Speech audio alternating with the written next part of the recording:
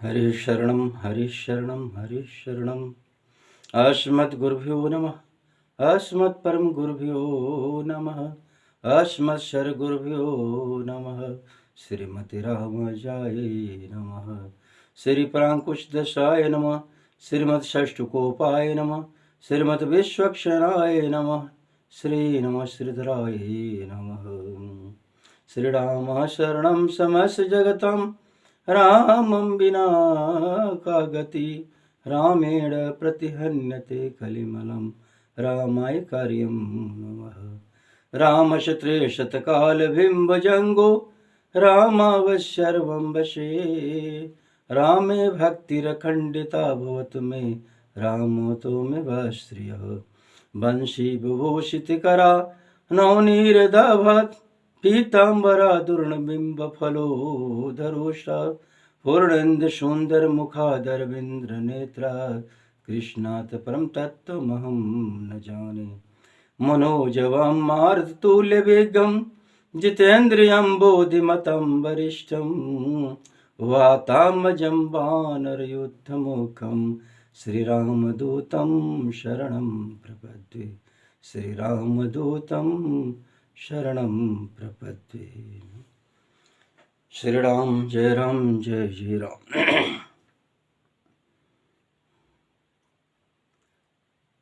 भगवान श्रीमन्नारायण की असीम कृपा से पुनः एक बार वही प्रसंग उत्तम श्रोता अवर प्रवर मध्यम श्रोता का विषय का प्रसंग है। उत्तम श्रोता प्रवरा अवराश्यति श्रोतारो देवधामता। इस विषय पर दो प्रकार श्रोता के प्रति में निरंतर आप प्रसंग को आप सुन रहे हैं और इसी प्रसंग में इसी संदर्भ में हमने अभी तक जो प्रवर श्रोताओं का विषय वर्णन किया था और अवर में अवरा ब्रिक भ्रूंडो का वर्णन कर चुका हूँ और आज आद्य वृष रुष का प्रसंग है जिसमें हम आज वृष का प्रसंग लेते हैं। जय श्रीमन्नारायण। ये चाहे रामायण हो चाहे भागवत हो, ये समस्त हमारे शास्त्र जो भगवत संबंधित हैं वो सच्चिदानंद स्वरूप हैं और भगवत भक्तों के लिए ये भगवान का अनंत और अक्षर स्वरूप जो शब्द हैं उन प्रभु सच्चिदानंद की कृपा के बिना ही प्राप्त नहीं हुआ है, क्योंकि जो भी शब्द हैं भगवान श्रीमन्नारायण के मुख से निसृत हैं और हम लोग उसी का निरंतर पान करते रहते हैं। भगवान का दिव्य माधुरी विग्रह माधुर्य रस का स्वादन करते करते कभी कभी कुछ भक्त तृप्त हो जाते हैं, लेकिन ऐसा नहीं, अच्छे भक्त तो कभी तृप्त होते ही नहीं हैं। तो उसी प्रसंग को हम आज पुनः लेना चाहते हैं कि हमारे प्रभु जगत नियंता श्रीमन्नारायण की विशेष कृपा है जो आज इस प्रसंग को सुनाने का अवसर प्राप्त है। तो वृष क्या है कि सर्वं श्रुतमुपादते सरासरान्धधीवृषः स्वादिद्रक्षं खलं चापि निर्विशेषम यथा वृषः।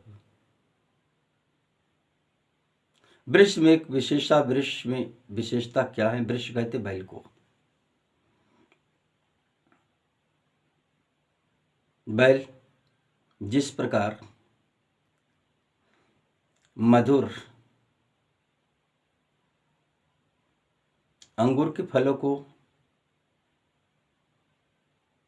खाता है और उसके सामने खली भी रखा जाए, जबकि मीठा फल अंगूर है, उस अंगूर मीठे फल को रखा जाए और कड़वी खली को रखा जाए, तो दोनों को समान वृत्ति से, समान भाव से ग्रहण करता है। उसमें उसका भाव दोनों में समानता है। और यही प्रसंग है हमारे जीवन का कि कुछ लोग का जीवन होता है कि सार असार वस्तुओं का विचार करने में उसकी बुद्धि अंधी हो जाती है और असमर्थ हो जाती है। सार असार वस्तुओं में अंधी असमर्थता के कारण कि हम सार वस्तु जो मुग्रणीय हैं, जो निरंतर हमको लेना चाहिए, उन वस्तुओं को न लेकर के जो ग्रहित वस्तु ना हो, जो थोथा है, उस वस्तु को अपनाने का प्रयत्न करते। तो हम कथा रसिक भक्तजनों से नम्र निवेदन है कि कथा में जरूर श्रवण करे, बैठे और श्रवण करे, लेकिन सार असार का ध्यान जरूर रखें। और लेते हैं, ग्रहण भी करते हैं श्रोतागण। क्या है, कभी जो भगवत भक्ति का प्रसंग आएगा वहाँ भी आनंद ले लेंगे, और कहीं नृत्य इत्यादि नृत्यों का प्रसंग आएगा उसका भी आनंद ले लेते हैं। ऐसे भक्त हैं।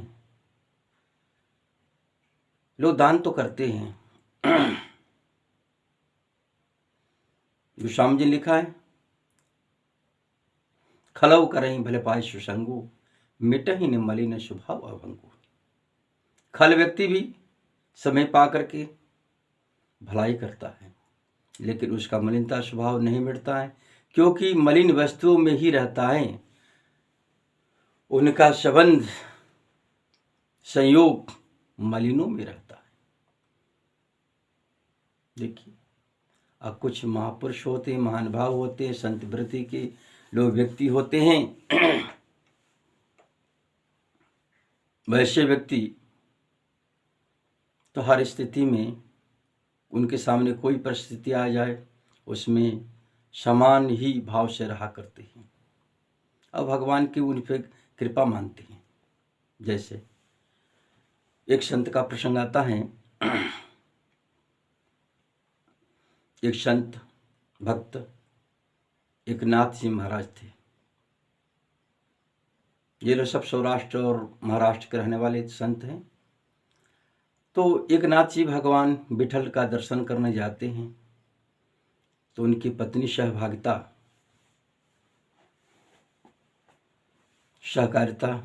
के रूप में सदैव उनके साथ रहा करती थी। सुयोग पत्नी थी। तो भगवान की बड़ी ही सुंदर कृपा मानते थे, सुकृपा मानते थे और कहते थे, प्रभु आपकी विशेष कृपा है कि अनुकूला पत्नी दिया। भगवान को बड़ा ही धन्यवाद, साधुवाद इत्यादि बहुत ही, जो प्रशंसक तो थे भगवान के और भगवान के प्रिय भक्त भी थे, अनन्य भक्त भी थे, लेकिन भगवान को सदैव ही ये कहा करते थे कि प्रभु आपकी बड़ी ही हम पर विशेष कृपा है। क्यों? कि हमको पत्नी दिया तो सुयोग पत्नी दिया, नहीं तो फिर कर्कशा पत्नी देते तो हमेशा सदैव मुझे संतप्त करती रहती और हम उससे बड़ा ही खिन्न रहा करते। लेकिन पत्नी दिया तो सुयोग दिया, बड़े ही आपके विशेष कृपा है। तो ऐसे पत्नी को पा करके बड़े ही प्रसन्नचित रहा करते थे। उन्हीं में एक भक्त वैसे भी थे, भक्त तुकाराम जी। भक्त तुकाराम जी भी भगवान को विशेष कृपा मानते थे, क्योंकि उनकी पत्नी कर्कशा थी। कर्कशा पत्नी होने के तदुपरांत भी भगवान को विशेष कृपा मानते थे और कहते थे, प्रभु यदि आप पत्नी सुंदर सुयोग देते तो हम शायद ही पत्नी के ही प्रेमवश में सुंदरी पत्नी होती, तो हम शायद उस पत्नी की ही सेवा में लगे रहते, उसको देख करके हम आपकी सेवा को भूल जाते। तो संग प्रत्यंग रहने के बाद हमको आपको भूल ही सकते थे, लेकिन आपने पत्नी ऐसे दिया जो मुझे साथ नहीं देती है, साथ नहीं दिया, फिर भी हमको कभी रोका भी नहीं, क्योंकि आप जो करना है आप करें, लेकिन मैं तो जो करूँगी वही करूँगी, तो कोई बात नहीं। तो वो भगवान को उस पर विशेष कृपा मानते थे। पत्नी प्रतिकूला होने के बाद भी वो विशेष कृपा मानते थे। जो विशेष सुंदर होती तो विशेष सेवा करनी होती, तो वो कहते थे कि विशेष सेवा नहीं, विशेष सेवा करनी है तो आपके चरणों मुझे करना है, तो आपके चरणों में रहना है, और जो आपका दर्शन भी करना है तो आप ही के विग्रह का दर्शन करना है, आप ही के स्वरूप का दर्शन करना है, बस। तो विशेष कृपा वो मानते थे कि पत्नी प्रतिकूला होने के बाद भी भगवान से वो विमुख न हो पाए, और विमुखता के भाव उनके अंदर में नहीं था। और इसी साथ में एक भक्ति और भी थी,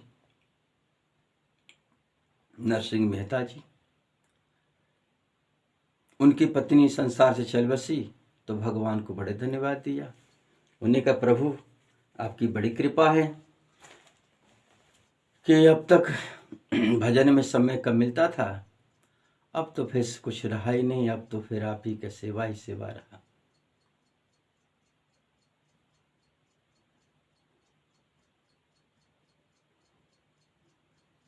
क्योंकि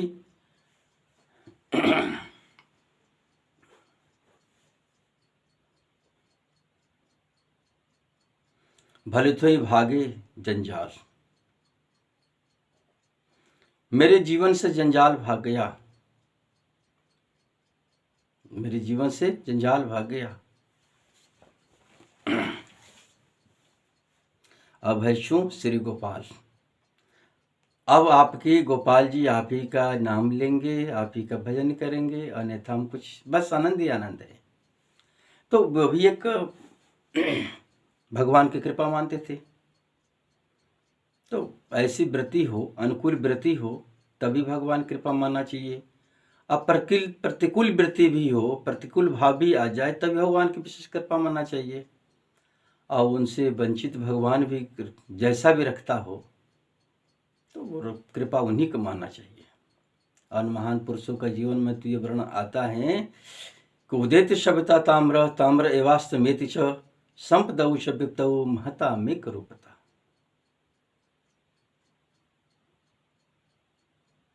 क्षमता के भाव में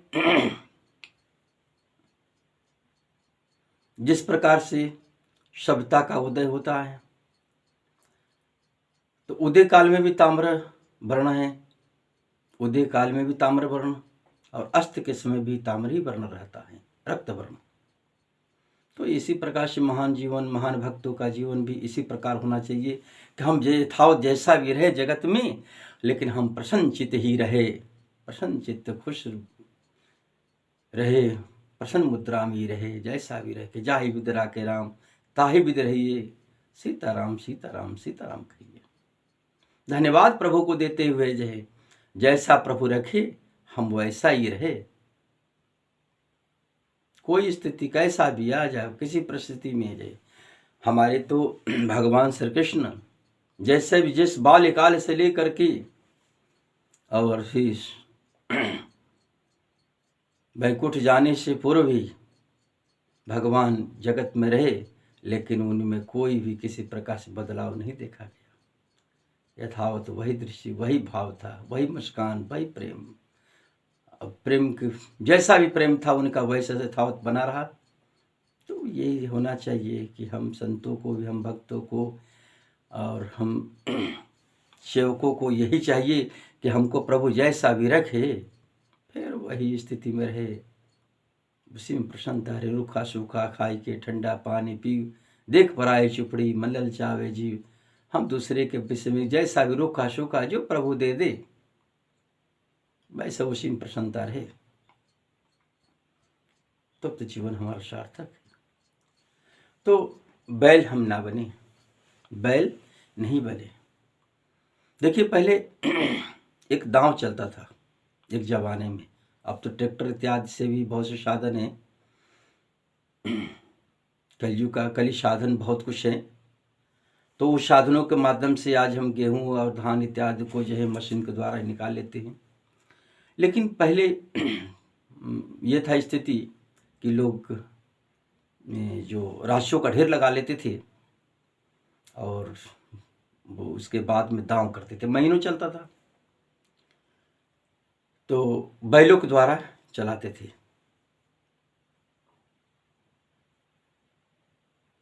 तो बैलों के द्वारा हम चलाते रहते थे और वो चलाने के बाद में उस बयान को निकाला करते थे। तो बैल बेचारा चलता चलता सुबह शाम तक चलता रहता था और थक भी जाता था, लेकिन उसका दाम है। और एक बैल जो बीच में जहाँ मेह गाड़ते थे वहाँ से फिर दूसरा बैल को घुमाते रहते थे इस प्रकार से। तो बैल भी सोचते थे कि मैं इतना जीवन में इतना चलते चलते थक गया जे, कितना चला होगा जे, लेकिन बेचारे कहीं न चल पाते थे। बोसी ध्रुव में ही चला करते थे, एक ध्रुव केंद्र बनाया था, अब बोसी को ही परिक्रमा लगाते रहते थे जी। यही हमारा जीवन है कि हम भी बैलों की भांति काम इतना करते रहते। हम सोचते कि आज मैंने इतना काम कर लिया, वो कर दिया, ये किया, लेकिन उस स्थिति में जगत की सेवा में, अपनी सेवा में, परिवार की सेवा में इसी प्रकार से हम चक्कर लगाते रहते हैं और चक्कर लगाते लगते एक दिन हमारा भी अंत हो जाता है, लेकिन हम भगवत भजन से वंचित रह जाते हैं। ये भी एक संस्कार है। और एक जमाना था कि तेली का बैल कोलू में चलता था, तो उस बैल की आंख पर पट्टी बांध दिया जा करते थे। जो तेली लोग थे, साहू लोग, तो वो पट्टी बांध देते थे और कोलू को चलाते थे, खाण इत्यादि गुड़ निकालते थे और तेल इत्यादि भी निकालते थे। पहले तेल का प्रथा था, उसके द्वारा तो निकालते थे, लेकिन वो बैल चलते चलते पूरा दिन तो उसके आंख पर पट्टी लोग बांध देते थे और चलता रहता। सोचता मैं कितना कोसों चला गया, लेकिन पता चला कहीं ना खोली तो वही था। तो यही जीवन है कि हमको भी परमात्मा ने मेरे आंखों पर जो है ऐसे पट्टी बांध रखा है कि हम तो यहीं पच पच के मर रहे हैं, और फिर क्या है, यहीं ही जगत में रह करके अपने जीवन को जो है अंत करते चले जा रहे हैं। तो याद रखे भक्तजनों, यही मेरा जीवन है। हमारे आंख पर पट्टी बंधी हुई है, माया रूपी पट्टी बनी हुई है।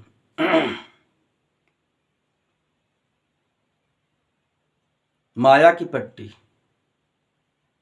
तो भगवान मायापति है, माया के मर्दन करने वाले हैं, माया को मर्दन भी कर देते हैं। वो चाहे तो मर्दन भी कर सकते थे, और आज के समय में तो पट्टी नहीं है।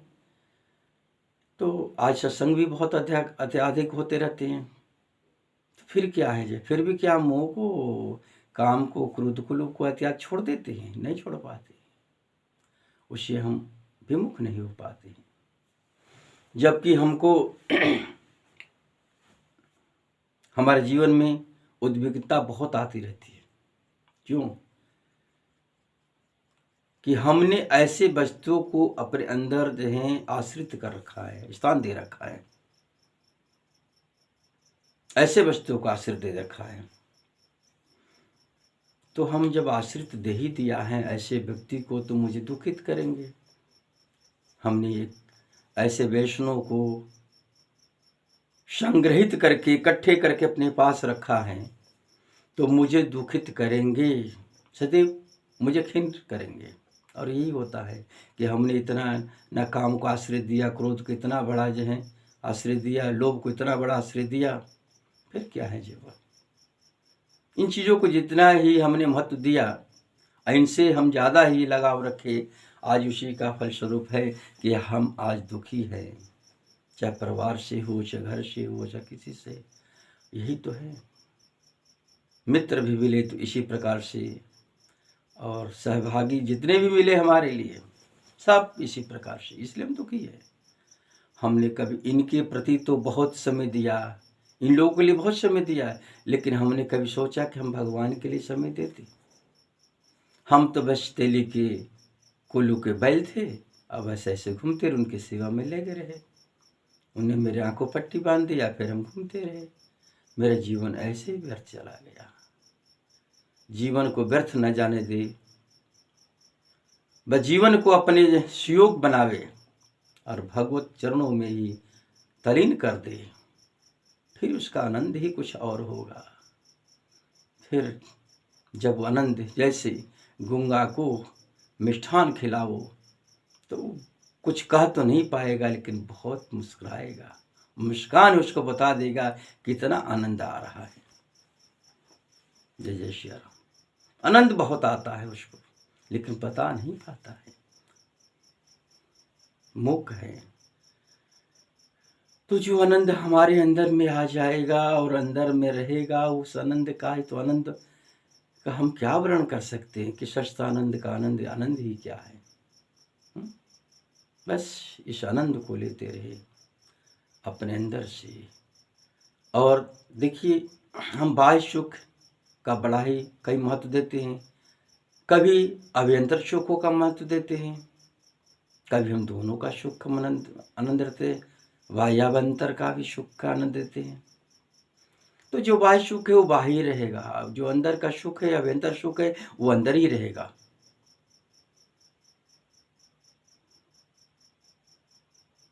तो हम प्रयत्न करें कि हमारे जीवन में चाहे बाहर हो चाहे भीतर हो, सब में भी भगवत स्वरूप होना चाहिए, भगवत स्वरूप का दर्शन होना चाहिए, उनके प्रति प्रेम होना चाहिए।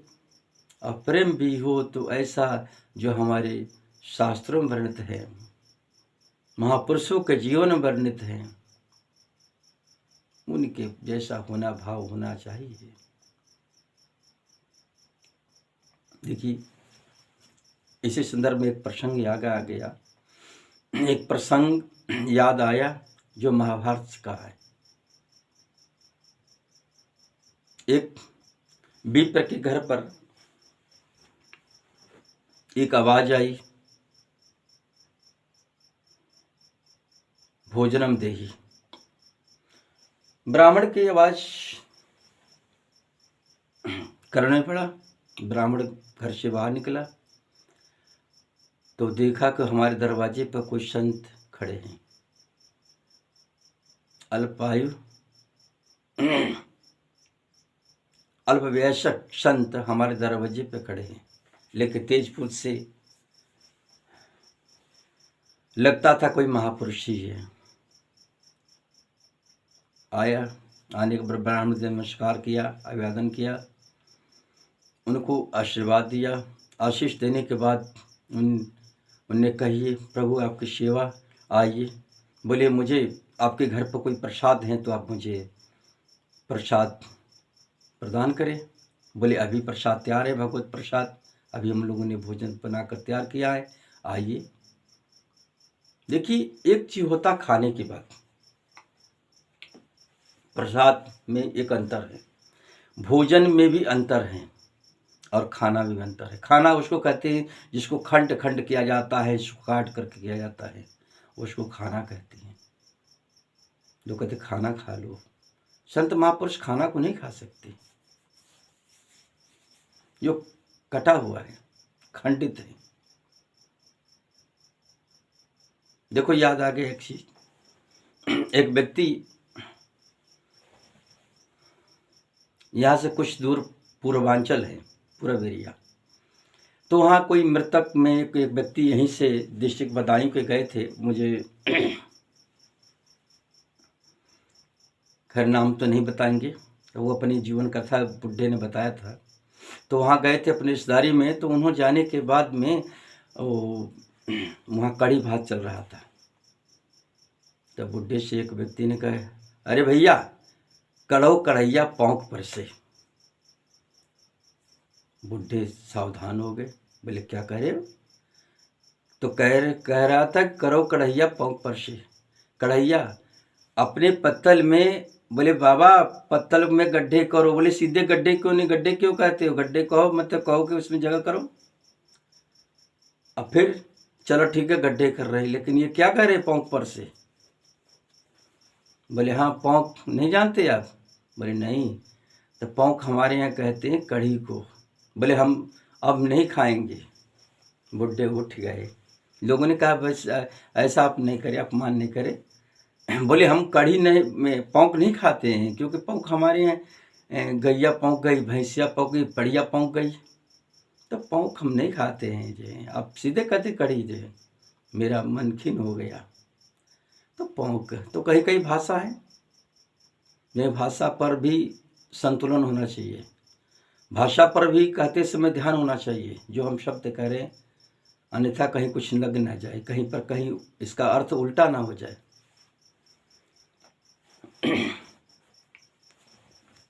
तो भोजन में इतना अंतर है कि भोजन भगवान का प्रसाद से होता है। भोग लगाने के बाद भोजन तैयार होता है। अब प्रसाद यदि कहा जाए, महाप्रसाद कहा जाए, तो कुछ बातें और है। प्रसाद की बात है। और सबसे बड़ी बात है कि किसी व्यक्ति को कितना धन दौलत कुछ भी दान कर दो, कितना भी विपुल धन दान करो, लेकिन उसे संतुष्टि नहीं होगी। लेकिन भोजन एक ऐसा दान है, उसको पूर्ण रूप से खिला दो तो महापूर्ण होने के बाद कहे हाँ बस हो गया, पूर्ण हो गया, महापूर्ण हो गया, तो सबसे उत्तम है।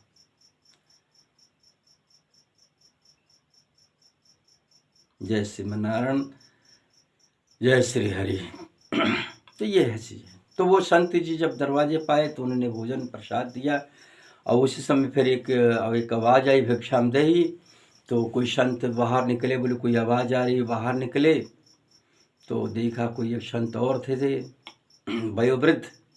तो संत आए, बोले अरे आइए।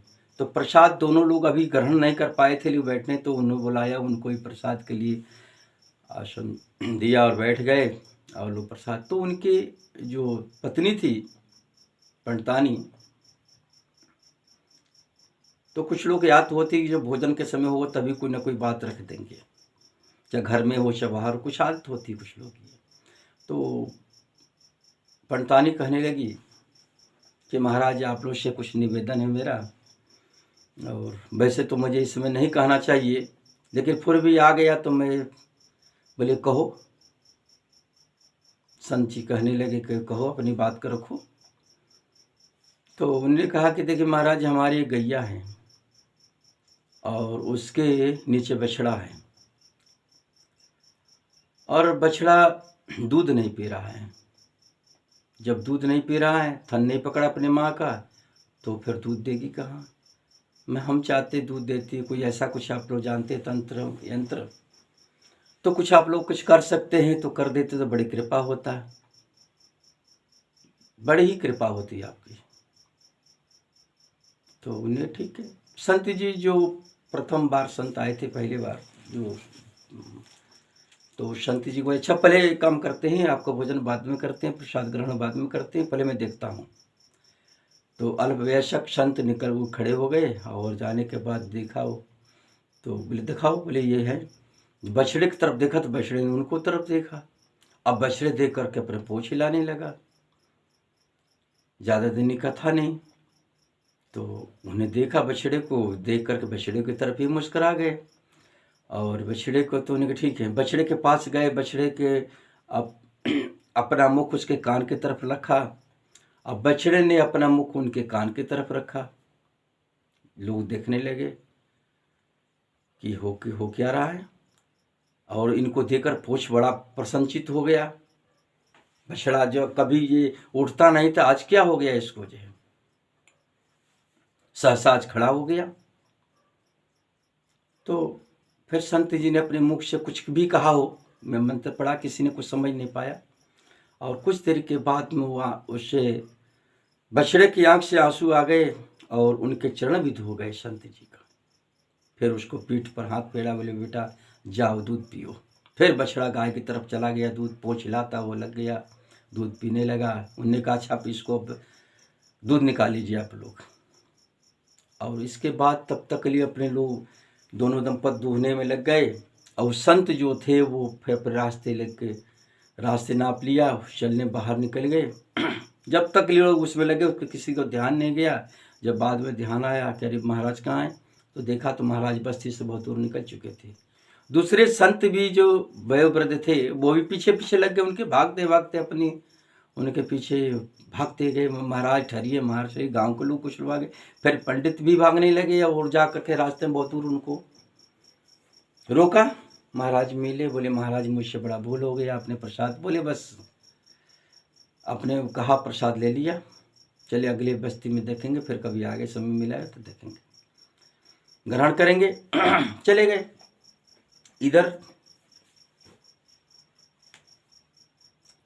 संत जी उनके पीछा नहीं छोड़े। दूसरे संत वयोवृद्ध बोले महाराज वो कौन सा विद्या थी, कौन सा मंत्र था, कौन सा ज्ञान दिया था आपने, जो उस बछड़े में जब तक दूध नहीं ग्रहण कर रहा था आज ही दूध भी पीने लगा। महाराज आपकी कृपा हो तो मुझे भी बता दीजिए, हम जैसे तो संतों का भी तो कल्याण होता रहे। हम बुढ़े हो गए लेकिन महाराज रहे तो ठूट के ठूटे ही हम, कुछ तो आप बता दीजिए। बोले संत जी ने कहा देखो मैंने कोई मंत्र नहीं दिया था उसको, अब मंत्र ही नहीं पढ़ा था लेकिन मंत्र दिया था उसको, वो मंत्र दूसरा था। बोले महाराज क्या, बोले मंत्र ये है, अब तुम पूछना ही चाहते तो बता देता हूँ। और लोग भी वहाँ थे, सब लोग श्रवण कर रहे थे, सब लोग सुन रहे थे, मंत्र मुग्ध होकर सब सुन रहे थे कि महाराज कहना क्या चाहते हैं। तो उन्हें देखो भैया ये बछड़ा, पहले भी मैं संत था इससे पूर्व भी, और आज भी मैं संत हूँ। ये बछड़ा पहले एक चोर था, चोरी करता था, और हमारे यहाँ सत्संग होते थे, हमारे दर्शन करने के नित्य प्रति आता था। हमारे सत्संग में कथा, हम जहाँ सत्संग प्रसंग रखा करते, सत्संग करते थे, वहाँ नित्य प्रति आता था। और इससे मैं हमेशा मना करते थे कि चोरी छोड़ दे, तो ये चोरी नहीं छोड़ता था। हमने कहा देख भैया चोरी डकैती ये सब काम सही नहीं होते, छोड़ दे, क्योंकि इसका भोग भोगना पड़ेगा, और एक बार नहीं बार बार तुझे जन्म लेना पड़ सकता है जी, क्योंकि जो तुमने पाप किया है वो पाप तो भोगना ही पड़ेगा। क्योंकि कर्म चाहे कल्याण, ऐसा राम छुतिया जाना, करता था तो क्यों किया, अब कर क्यों पछताए, अब बोया पेड़ बबूर का तो आम कहाँ से आए। तो ये सब कर्म तो भोगने ही पड़ेंगे। तो मैंने उसको समझाया, बहुत समझाया, लेकिन उसके समझ में नहीं आया। तो मैंने एक दिन कहा कि देख भैया तुम मेरे संगत में छोड़ दे, जब तुम्हारी बात नहीं मानता तो हमारे आना जाना छोड़ दे। बोले महाराज ये भी नहीं हो सकता है कि आपके पास आपके चरणों में आना मैं छोड़ दूं, ये मेरे लिए असंभव है। अब वो भी असंभव है, बस मुझे बात नहीं करे महाराज। फिर हमने कुछ नहीं कहा। फिर जो था ईश्वर को वो दोनों तरफ उसका पांव था, सारे असार वस्तुओं में विचार भूल गया था, सार के आसार वो जानते भी भूल चुका था। और उसमें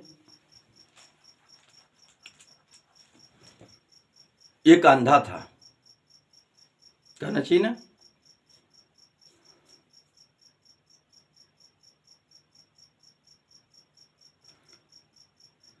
श्री राम जय राम जय जय राम।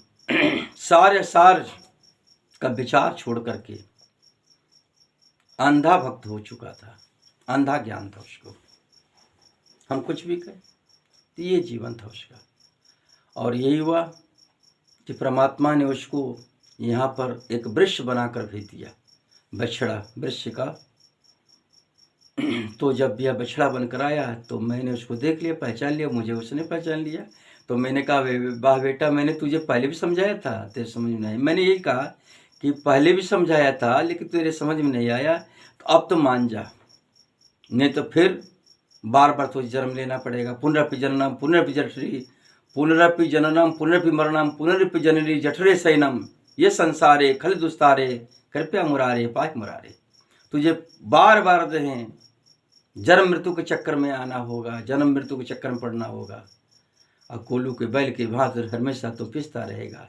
इसलिए याद रख, आज हमारी बात को मान ले, जा दूध पी। क्योंकि वो मुझसे कह रहा था कि महाराज हम अपने शरीर को त्यागना चाहते हैं, क्योंकि आगे चल करके मुझे बड़ा कष्ट होगा। मुझे सब याद आ रही है कि मैंने बड़ा पाप किया था, तो हमारी ना पता कहाँ कहाँ हमारी बिक्री होगी, और कहाँ कहाँ मेरी जो वो लोग मार पड़ेगा मुझे जी, और बाद में मेरी बुढ़ापा में क्या दुर्दशा होगी। हम अपनी दुर्दशा को देख करके, जीवन पर्यंत का पूरे दुर्दशा को देख करके बड़ा मैं भयभीत हो रहा हूँ, उद्विग्न हो रहा हूँ, चिंतित हो रहा हूँ। उन्हें कहा, आप किंचित मात्र चिंता करने की आवश्यकता नहीं है। अब तुम किम कर्तव्य विमूढ़ होकर के कि भावनाएं छोड़ दे।